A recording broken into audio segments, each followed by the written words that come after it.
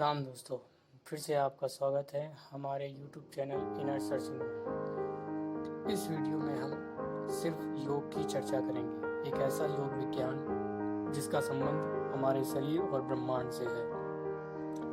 अष्टांग योग के साथ प्राचीन ऋषि मुनियों ने यह भी बताया कि आपका शरीर ब्रह्मांड के 3 अवस्थाओं की तरह 3 प्रकार के महाविज्ञान से भी बना है। इस कारण आपका शरीर महाविज्ञान है।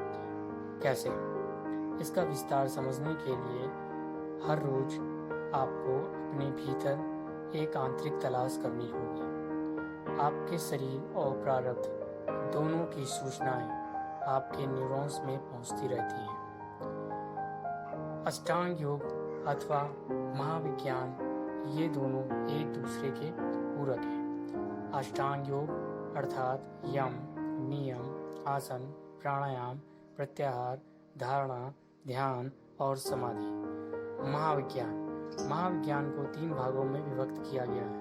पहला स्वर विज्ञान, दूसरा चिकित्सा विज्ञान, तीसरा कुंडलिनी विज्ञान।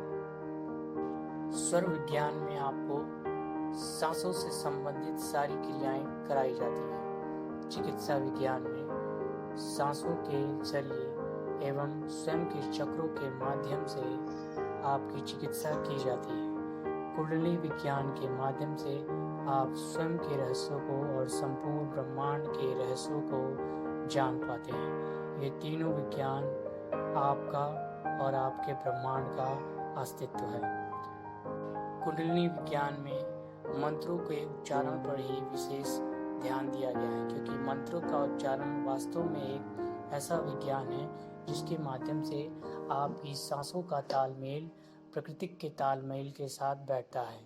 आपकी हर एक सांस आपके मंत्र के उच्चारण के साथ साथ प्रकृति के साथ तालमेल में बैठती है और साथ ही अपने भीतर अपने अंदर एक सकारात्मक ऊर्जा प्रदान करती है। मंत्रों के उच्चारण को धर्म विशेष या जाति विशेष के लिए नहीं बनाया गया है, अपितु शरीर की समस्त नाड़ियां और तत्वों जो हर मानव शरीर में विद्यमान हैं, उन्हीं नाड़ियों और तत्वों को शुद्ध करने के लिए बनाया गया है। मंत्र वैदिक विज्ञान है जो गुरु के द्वारा हमें सीखने का प्रयास करना चाहिए। यह शरीर की शुद्धि के लिए है, न कि किसी दूसरे को खुश रखने अथवा उसकी आराधना करने के लिए। जब हम पूर्ण रूप से सकारात्मक होते हैं तो परमात्मा उसी रूप में दिखाई देते हैं जिस रूप में हम उनका चिंतन करते हैं।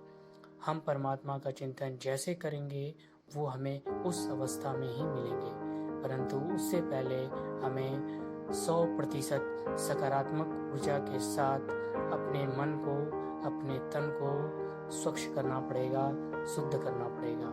इसलिए मंत्र को मानसिक शक्ति से ही जोड़ा जाता है, यह किसी की भी निजी संपत्ति नहीं है। मंत्र की ही तरह योग भी किसी व्यक्ति विशेष, धर्म विशेष, राष्ट्र विशेष या जाति विशेष के लिए नहीं है। अतएव योग उन समस्त मानव जाति के लिए है जो श्वास लेते हैं और जिनके पास हृदय है। योग प्रशिक्षण लेने व देने की कोई सीमा अथवा उम्र नहीं है। यह बंधन मुक्त है।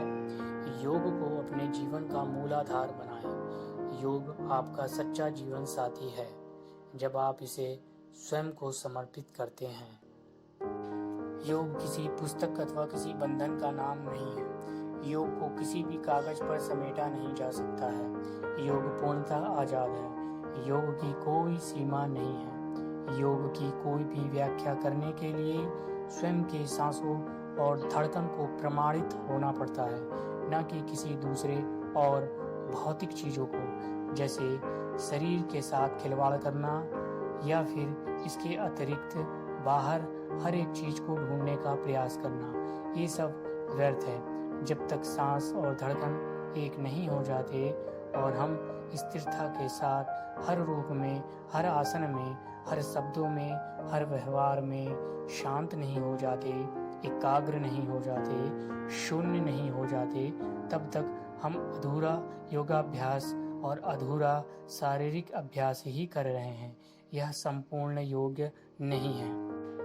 जिस प्रकार संपूर्ण ब्रह्मांड को तीन अवस्थाओं में विभक्त किया गया है, ठीक उसी प्रकार हमारे शरीर के महाविज्ञान की भी तीन अवस्थाएं हैं, जिनसे हम स्वयं के और ब्रह्मांड के गूढ़ रहस्यों को समझ पाते हैं एवं प्रकृति के नियम के साथ तालमेल में आ जाते हैं। हमारे शरीर के तीन विज्ञानों के नाम मैं पहले भी बता चुका हूँ। पहला स्वर विज्ञान, दूसरा चिकित्सा विज्ञान, तीसरा कुंडलिनी विज्ञान। यह जाने बिना कि मैं कौन हूँ, आप यह नहीं कह सकते कि वह कौन है। दूसरों को जानने से पहले स्वयं को समझना आवश्यक है, इसलिए हमें स्वयं के बारे में सब कुछ जान लेना अत्यंत महत्वपूर्ण है।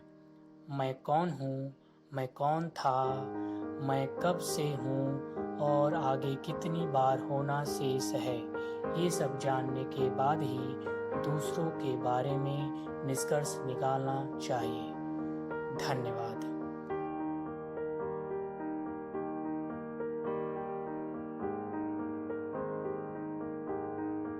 Once again